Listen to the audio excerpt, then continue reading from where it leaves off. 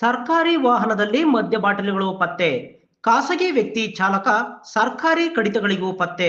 KRS ಪಕ್ಷದ ಕಾರ್ಯಕರ್ತರ ಕೈಗೆ ಸಿಕ್ಕಿಬಿದ್ದಂತ ವಾಹನ.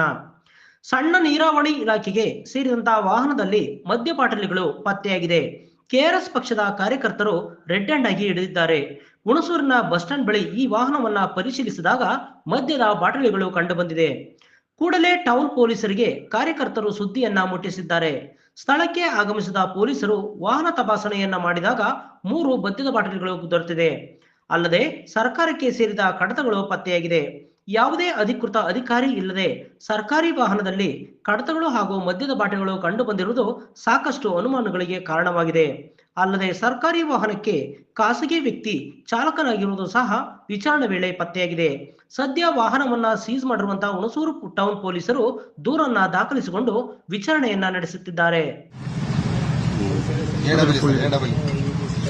ಆಯ್ತು, ರಿಪೋರ್ಟ್ ಕಳಿಸಿ ಸರ್. ಈಗ ಒಂದೊಂದು ಹೇಳಿಕೆ ತಗೊಂಡೀಗ ಏನಕ್ಕೆ ಹೋಯ್ದು ಏನಕ್ಕೆ ಆಗಿದೆ ಅಂತ ಒಂದು ಬ್ರೀಫ್ ಒಂದು ಸ್ಟೇಟ್ಮೆಂಟ್ ತಗೊಂಡು ಅವನೊಂದು ಹೇಳಿಕೆ ಕಳಿಸ್ತೀನಿ ಸರ್. ಬಾಕ್ಸ್ ಒಂಚೂರು ಆಯ್ತು ಸರ್. ಸರ್ ಅಲ್ಲೊಂಚೂರು ಚೆಕ್ ಮಾಡಿ ಆ ಕಡೆ. ನಮ್ಮಲ್ಲಿ DSPಗೆ ಅಂತ ಮಾಡಿಲ್ಲ, ಅವ್ರು ಕೇಳ್ತಾರೆ. ಇಷ್ಟೇನು ಸ್ವಾಮಿ, ನಾನೇನೇ ತಗೊಂಡಿರೋದು. ನಾನು ಮೊದಲು ಬಂದು ನೋಡಿದ್ರೆ ಇಷ್ಟೇ ಒಂದಿತ್ತಲ್ಲ. ನಾನಂತೂ ಬೀಗ ಸರ್ ಈ ಕಡೆ ಇದೆ, ಈ ಥರ ಇತ್ತು, ಇದರಿಂದ ತೆಗಿತಿದ್ರೆ ಡ್ರೈವರ್. ಒಂಚೂರು ಚೆಕ್ ಮಾಡಿ.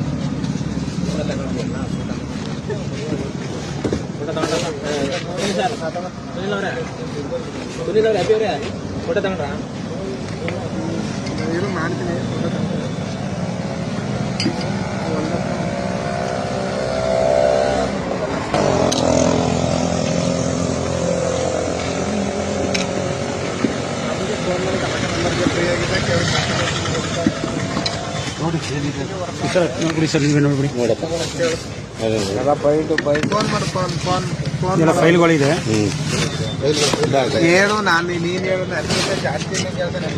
ನೋಡಿ ಇನ್ನೇನು ಇದೆ. ಓಕೆ ಸರ್, ಅಷ್ಟೇ. Thank you.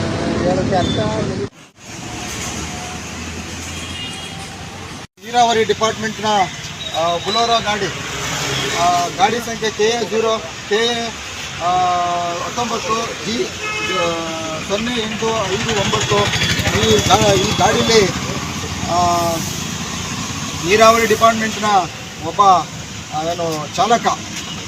ಆ ಚಾಲಕ ಏನು ಮಾಡ್ತಾನೆ ಅಂತಂದರೆ, ಯಾವುದೇ ಥರ ಅಧಿಕಾರಿಗಳಿರಲ್ಲ, AW ಇರಲ್ಲ, ಸಂಬಂಧಪಟ್ಟ ಅಧಿಕಾರಿಗಳಿರಲ್ಲ, ಅವನೇ ಇರ್ತಾನೆ.